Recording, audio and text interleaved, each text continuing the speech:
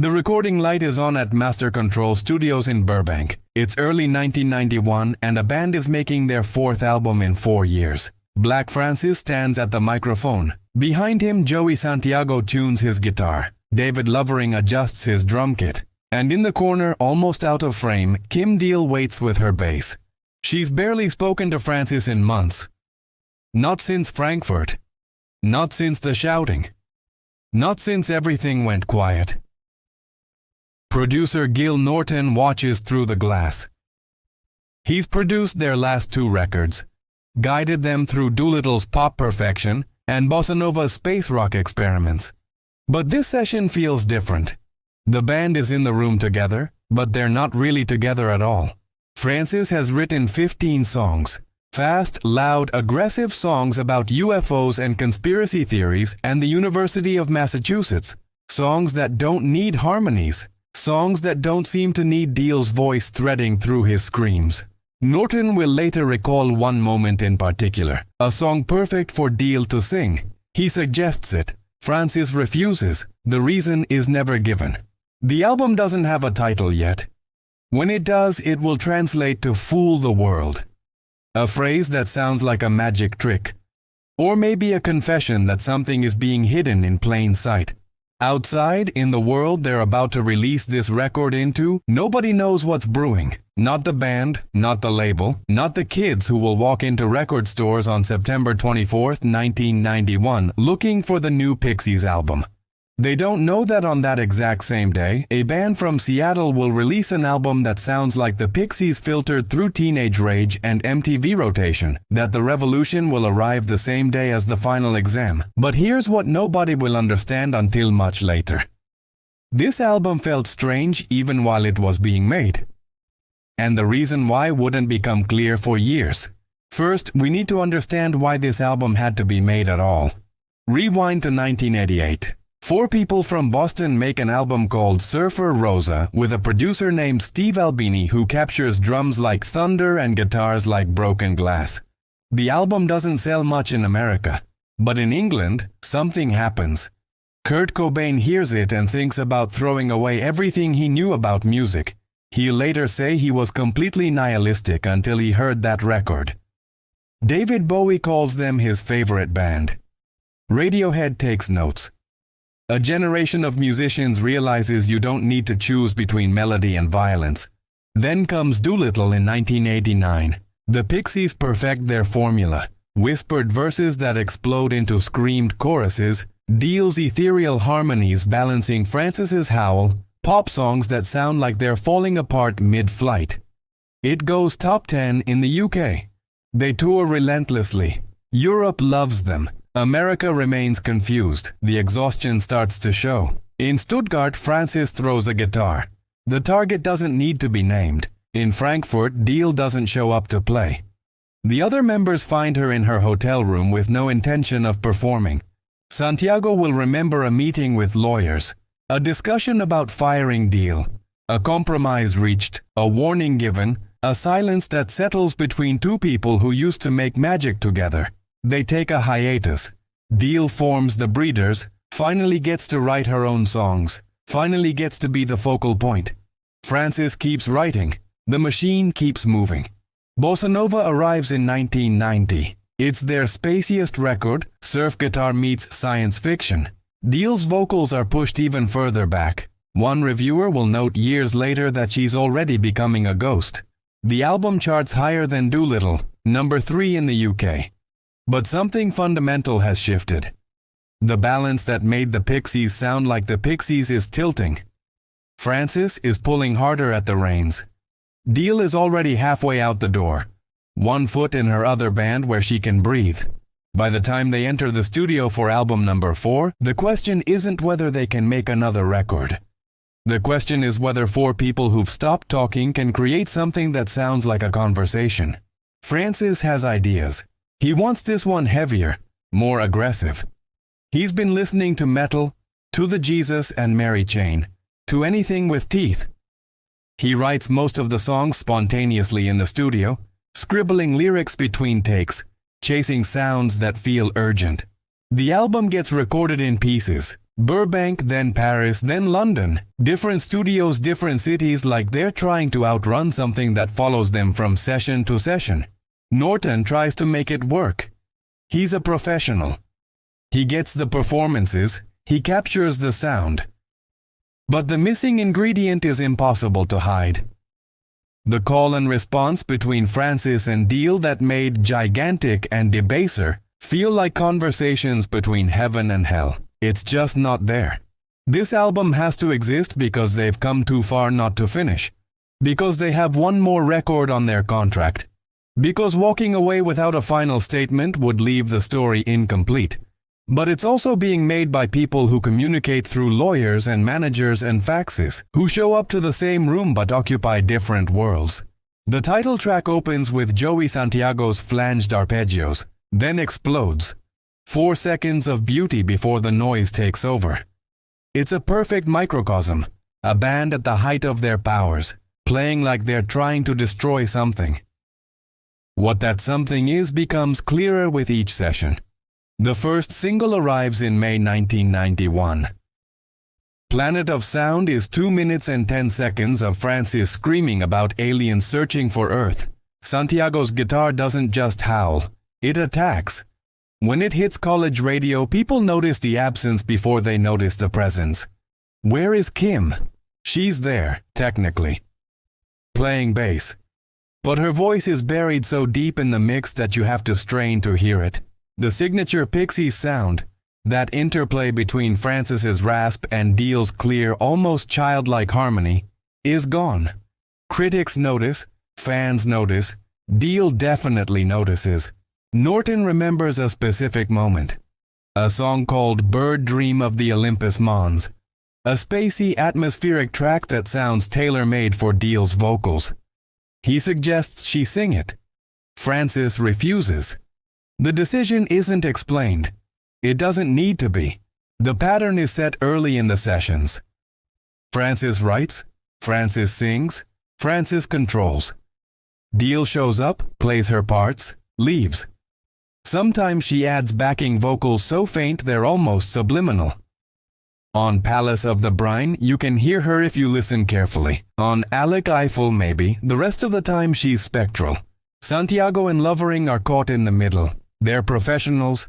They show up, they play brilliantly. Santiago's guitar work on this album is some of his most aggressive, most inventive. Lovering's drums hit harder than ever. But they can feel the architecture of the band crumbling around them. There's a tension in those studio days that everyone feels but nobody directly addresses. It's not shouting matches. It's not drama. It's something worse. Unspoken tension. The kind that accumulates in silence. Years later, Santiago will try to explain it. He'll say Deal was headstrong, wanted to include her own songs, wanted to explore her own world. That it was Francis's bag, and she stopped talking to him after that. But at the time, in the studio, it just feels like weight, like trying to make art while carrying something heavy that nobody will name. The album is being built track by track, 15 songs, some of them are brilliant. UMass, with its punishing riff about college apathy, Francis screaming, it's educational, like an accusation. The sad punk that shifts from hardcore to ballad mid-song like two different tracks stitched together. Subculture with its relentless propulsion. They cover the Jesus and Mary chains head-on, and somehow their version feels more desperate than the original. It's one of the album's most affecting moments, which says something about where the band is at. They sound most alive when interpreting someone else's misery. Deal's bass playing is exceptional throughout. Norton will note this. Listeners will note this. It's like she's channeling everything she can't say with her voice into her fingers. Every note carries weight. Every line is perfectly placed. She's not just keeping rhythm, she's building architecture underneath Francis's chaos. But the vocals are the warning sign nobody can ignore. In Pixies' previous records, Deal's voice was the counterbalance. The yin to Francis's yang. The sugar to his salt. Songs like Gigantic, which she wrote and sang lead on, showed what she was capable of. Even Cobain noticed, later saying he wished she'd been allowed to write more songs for the Pixies. Now she's been relegated to backing vocals on maybe 5 tracks, mixed so low they barely register. The album that results will be called many things. Critics will call it aggressive, confident, uncompromising. But one description will stick. Essentially Black Francis's solo debut. The warning sign is clear. This isn't a band making an album together. This is a band making an album in the same room. And there's something else. Something nobody in the band knows yet. But that's already in motion thousands of miles away. In Seattle, 3 guys are finishing their own album. They've been influenced heavily by the Pixies. The loud, quiet, loud dynamic, the raw emotion, the refusal to compromise. Their singer will admit he was basically trying to rip off the Pixies when he wrote their lead single. That album is called Nevermind. Its release date is set for September 24th, 1991, the same day as Trompe le Monde. The sessions stretch across months and continents. After Burbank comes Paris, then London for mixing. It's an expensive, sprawling production for a band that started in Boston basements. At Master Rock Studios in London, Norton works to make everything cohere. He's captured incredible performances. Santiago's guitar parts are inventive and ferocious. Lovering's drums have never sounded better. Francis's vocals range from tender to absolutely unhinged. But he's working with fundamental absences. The harmonies that made Doolittle shimmer aren't there. The balance between competing creative visions isn't there. The band itself, in any meaningful sense, isn't there.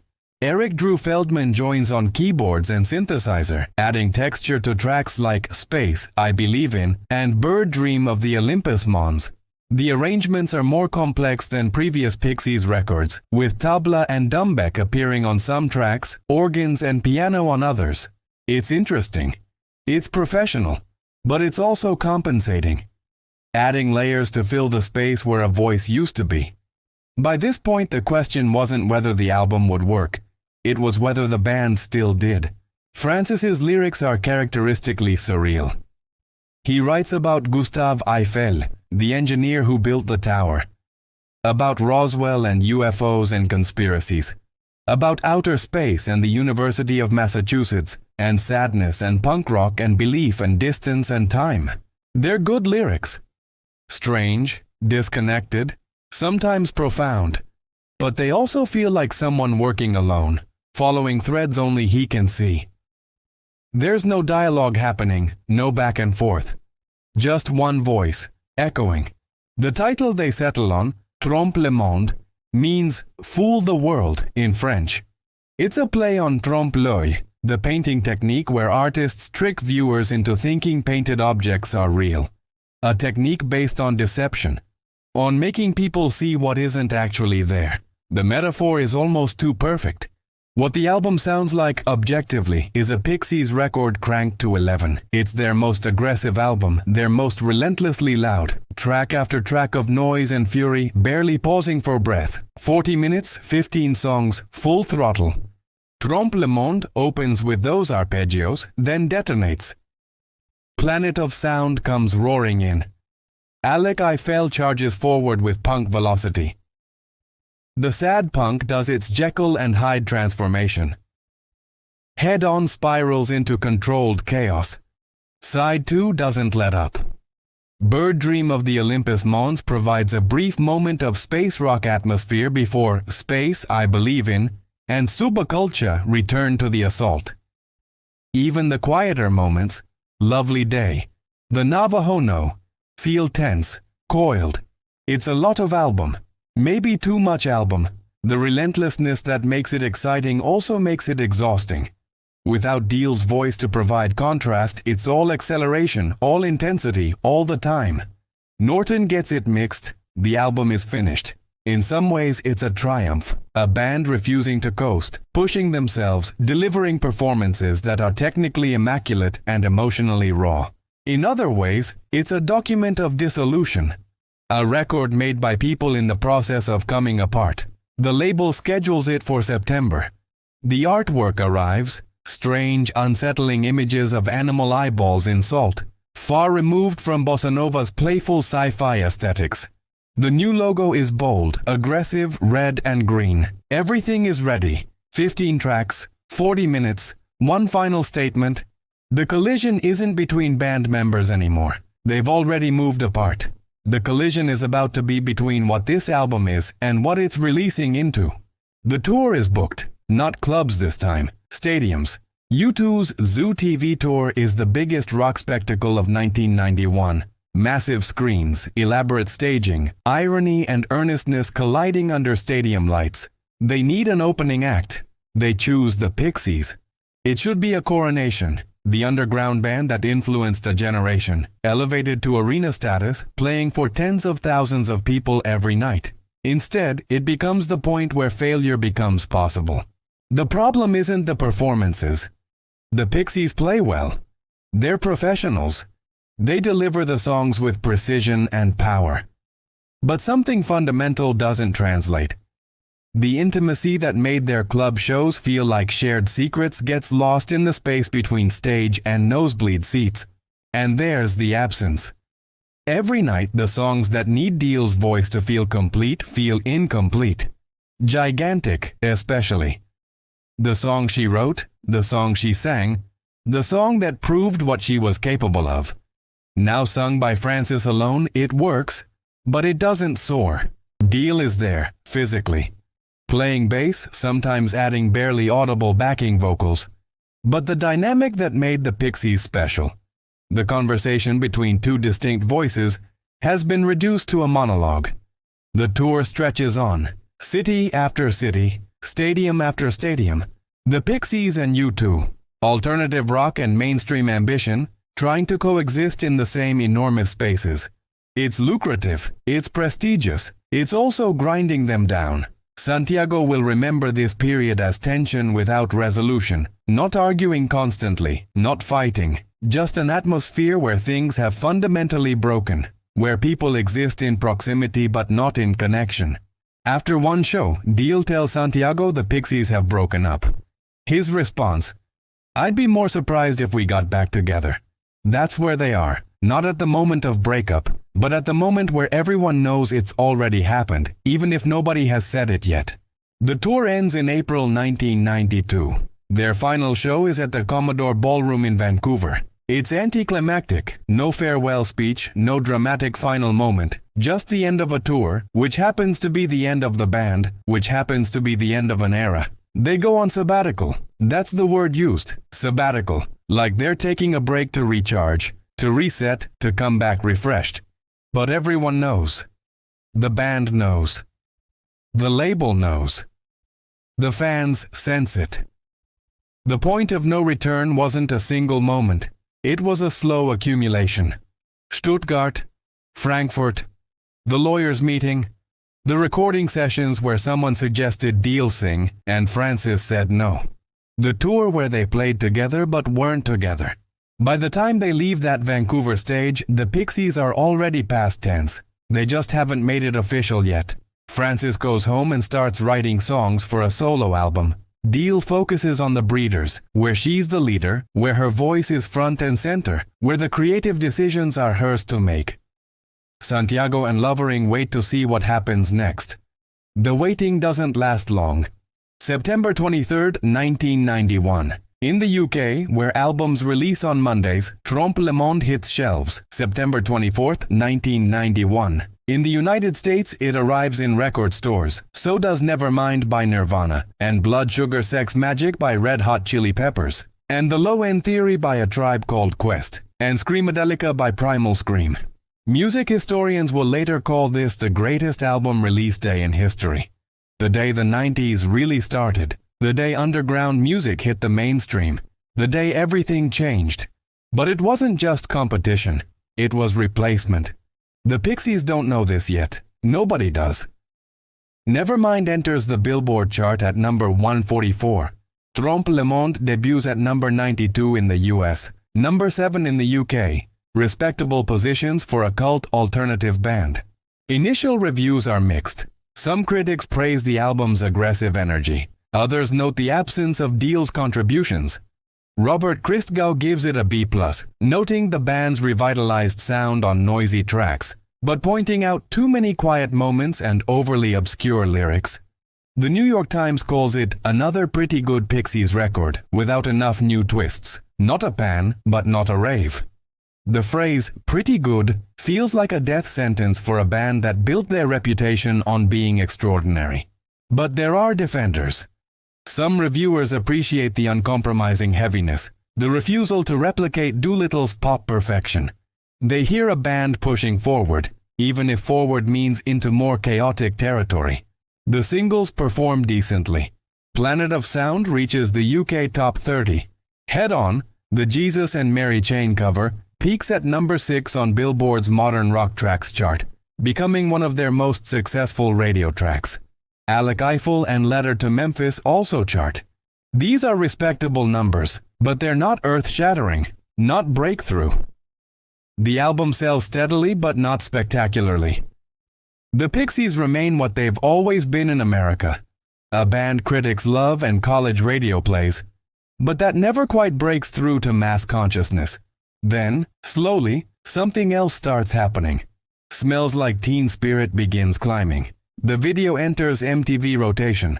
By November, Nevermind is in the top 40. By January 1992, it's number 1. The music Kurt Cobain made by attempting to rip off the Pixies becomes the sound of a generation. The loud, quiet, loud dynamic the Pixies pioneered becomes the template for alternative rock. The raw emotion, the refusal to compromise, the balance between melody and noise, it all becomes mainstream. But it's not the Pixies reaping the rewards. It's their students. Nirvana and their Seattle peers, Soundgarden, Pearl Jam, Alice in Chains, become the faces of the alternative rock explosion. Record labels scramble to sign anything that sounds remotely grunge. MTV shifts its programming. Radio stations flip formats. Hair metal bands suddenly try to sound serious.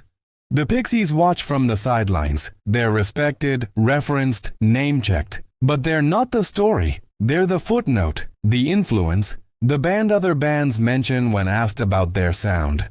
There's a cosmic irony in this moment. The band that taught everyone how to do it releases their final album on the exact day the world decides it's ready to listen. But by the time the world is ready, the teachers have already left the classroom. Deal is recording with the Breeders. Her twin sister Kelly is there. They're making an album called Last Splash. It features a song with an iconic bass riff that will become inescapable next year. A song called Cannonball. Francis is working on solo material. Santiago is writing soundtracks. Lovering is figuring out what comes next. The tour supporting Trompe le Monde is professional and lucrative and hollow. They go through the motions. They play the songs. They collect the paychecks. They wait for it to be over. In Vancouver, it finally is. January 1993. Francis sits for an interview with BBC Radio 5. The conversation is ostensibly about his debut solo album under the name Frank Black. But then he says it. The Pixies are finished. He offers no explanation, no context, no indication this was discussed with the other band members. After the interview, he calls Santiago. The conversation is brief. Then he sends faxes to Deal and Lovering. Not phone calls, faxes. This is how one of the most influential alternative rock bands of all time ends. Not with a farewell tour or a final show or a press conference. With a radio interview and 2 pieces of paper sliding out of fax machines. Deal is at her sister's house working on Breeders material. Kelly comes down the hallway. Pixies broke up, she says. Deal's response, okay, get out of my way. She's recording Cannonball. She has her own future to build. Santiago's reaction will be remembered. I'd be more surprised if we got back together. That's how inevitable it felt. How long they'd all seen it coming. But the manner of the announcement stings. The unilateral decision, the faxes, the complete absence of conversation. It's the ultimate expression of where the band was. 4 people so disconnected that one could end it without the others even knowing. For Deal, relief mixed with validation. She'd been sidelined on Trompe le Monde, reduced to barely audible backing vocals, told no when she wanted to sing. Now she had the Breeders, where she was the leader, the songwriter, the voice. Last Splash would go platinum within a year. Cannonball would hit number 2 on Billboard's modern rock tracks and become inescapable on MTV. She would prove definitively what she was capable of when given space. For Francis, the solo career beckoned. As Frank Black, he would release a string of critically admired albums that never achieved major commercial success. He would work with the Catholics. He would tour relentlessly. He would be respected but not quite relevant. For Santiago, there were soundtrack commissions and session work. He would play on Frank Black albums. He would write theme music. He would stay busy. For Lovering, the transition was hardest. The drummer who held down the rhythm section for one of alt-rock's most influential bands found himself adrift. He would later struggle with substance abuse, would work as a touring magician at one point. The consequence of the breakup was losing not just a band but an identity. For the music industry, the Pixies' ending was a footnote to the larger grunge explosion. By 1993, Nirvana was everywhere. Pearl Jam had sold millions. Soundgarden's Bad Motor Finger was a hit. Alternative rock was mainstream rock.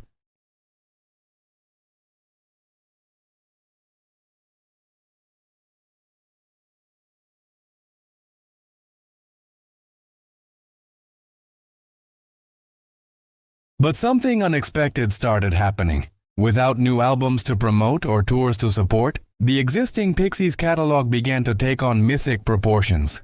College students discovering alternative rock for the first time worked backward from Nirvana to the Pixies. They heard Surfer Rosa and Doolittle and understood where the blueprint came from. Trompe le Monde, initially received as a step down from the band's peak, started to be reassessed. Listeners who'd been disappointed by Deal's absence began to hear the album on its own terms.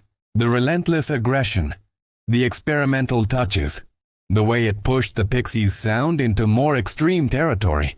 It wasn't Doolittle. It would never be Doolittle. But it was something else. A document of a band at their breaking point, channeling dissolution into sonic fury. Critics began to soften. The same publications that called it pretty good started using words like underrated and overlooked. The assessment shifted from disappointing final album to fitting final statement. But all of this was happening without the band. They were scattered, pursuing separate projects, not speaking. The consequence of how the Pixies ended was that the story felt incomplete.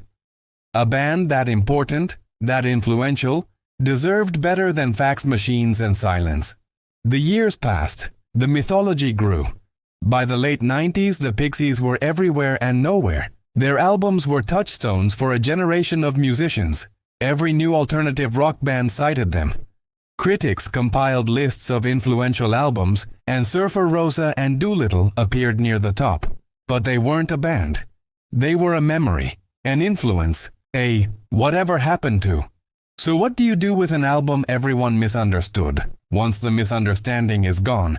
The reassessment of Trompe le Monde happened gradually, then all at once. Writers started noting what was actually on the record instead of what was missing. Santiago's guitar work was extraordinary, some of his most inventive playing. The rhythm section was ferocious. The songs, freed from comparison to Doolittle's pop perfection, revealed their own dark pleasures. UMass, with its savage riff and Francis screaming, it's educational. Planet of Sound opening like a bomb. Subculture and its relentless momentum. Space, I Believe in, turning metaphysical.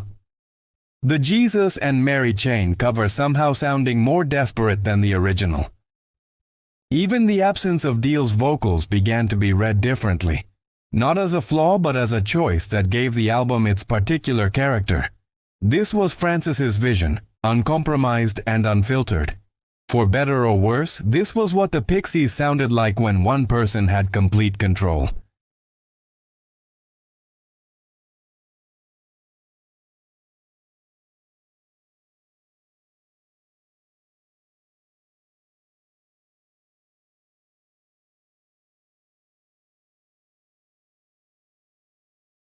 Then Pitchfork weighed in with a reassessment that gave it 9.3 out of 10, calling it more aggressive than anything in their catalog, but also more confident. The album aged well partly because it didn't chase trends. While other early 90s albums sounded dated within years, Trompe le Monde's particular brand of noise remained fresh. The weird mix of power pop and space rock and hardcore felt timeless because it had never really been of its time to begin with. By 2004, enough time had passed, enough distance, enough healing, or at least enough financial incentive. Phone calls were made, rehearsals happened, the Pixies announced a reunion. Coachella was the launch point. The original four, Francis, Santiago, Deal, Lovering, back on stage together for the first time in over a decade. The crowd went insane. The performance was tight. The magic was still there. Tours followed. Sold-out shows. Over $14 million in gross revenue from the first run alone. They played Doolittle in its entirety for its 20th anniversary. They released a single with Deal singing lead, Bam Thwok, though a full album never materialized. The reunion tours gave Trompe le Monde new context. When fans heard those songs live with the full band energy, they hit differently. Planet of Sound and UMass and Alec Eiffel became setlist staples. The album stopped being the problematic final chapter and became just another part of the story. But the reunion also proved the album's essential truth. Despite playing together again, despite the success, despite the nostalgia and the money and the fans, the fundamental creative tensions hadn't resolved. They'd just been frozen. By 2013, Deal was gone again. This time she left on her own terms. The Pixies continued without her, recruiting a new bassist. They recorded new albums. But the conversation was over. The creative relationship that defined the band's best work wasn't coming back. Trompe le Monde stood as the document of that ending. The last time the original four recorded together. The last time that particular alchemy existed, even in diminished form. And over time, that became the album's strength. It was a flawed, unbalanced, sometimes exhausting record. But it was also honest. A portrait of a band in dissolution, refusing to go quietly, channeling dysfunction into 15 tracks of noise. The reassessment wasn't about deciding it was secretly perfect all along. It was about understanding what it actually was and valuing that on its own terms. The influence of Trompe le Monde is harder to trace than Doolittle or Surfer Rosa. Those albums provided clear templates. The loud-quiet dynamic, the mix of pop and noise, the surrealist lyrics paired with punk energy. Trompe le Monde's legacy is more about extremity. About what happens when you take the Pixies formula and strip away the balance. All acceleration, all aggression, very little breathing room. You can hear it in later alternative rock that prized intensity over dynamics, in noise rock that cared more about texture than melody, in bands that understood you could maintain the Pixies' DNA while pushing into more extreme territory. The album also became a cautionary tale, a reminder that creative partnerships require balance, that marginalizing one voice, even in service of a singular vision, creates absences that can't be filled by technique or aggression alone. For musicians who loved Kim Deal, Trompe le Monde was evidence of what was lost when she was sidelined. Kurt Cobain had said he wished she'd been allowed to write more Pixies songs. Trompe le Monde proved why that wish mattered. The album was good, sometimes great, but it wasn't what the Pixies were when both voices were present.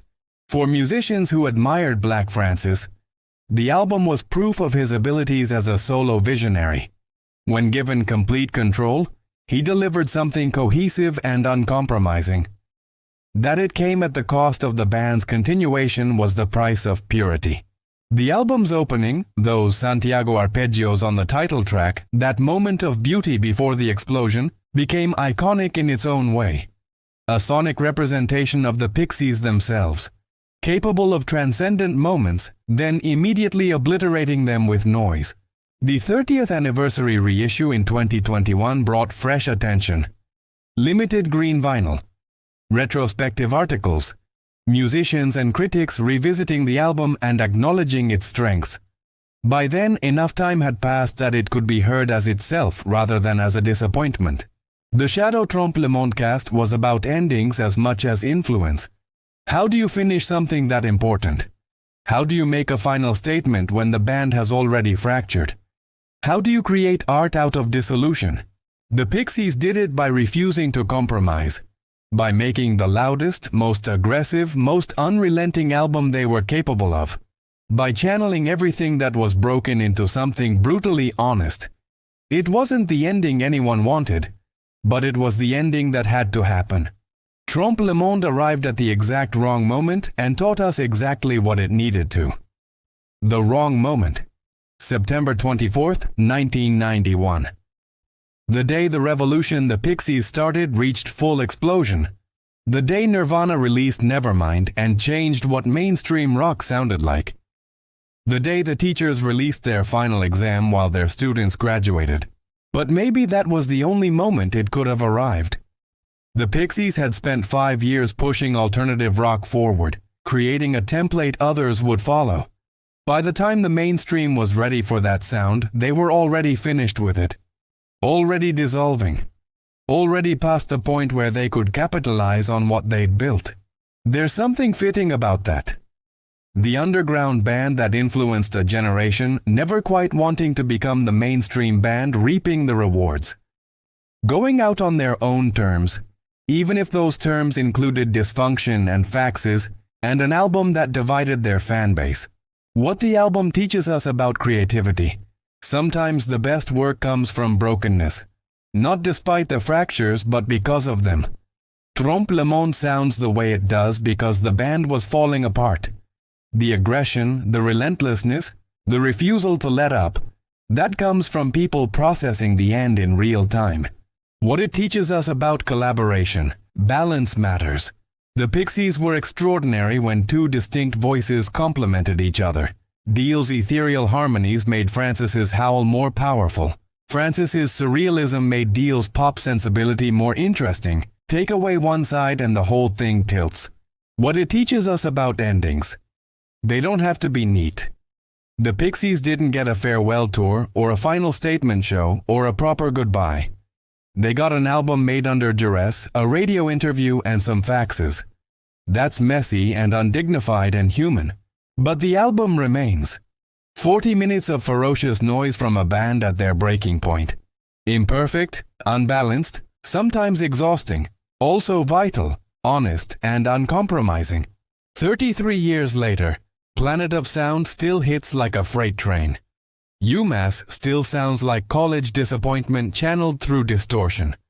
Space, I Believe In, still reaches for transcendence in the middle of chaos. Head On still spirals. Alec Eiffel still charges forward with unstoppable momentum. The album title, Trompe Le Monde, Fool the World, was supposed to be a trick, a play on trompe-l'œil, making you see what isn't there. But it ended up being truth. They did fool the world, or maybe the world fooled them. Either way, what remains is 15 songs made by 4 people in different studios across different continents, playing together but not really together, ending something that had already ended. It's not the Pixies' best album, it's not their most influential, it's not the one new listeners should start with, but it's the one that had to exist. The document of an ending, the sound of a band refusing to go quietly. The final proof that even in dissolution, the Pixies were capable of making something worth listening to.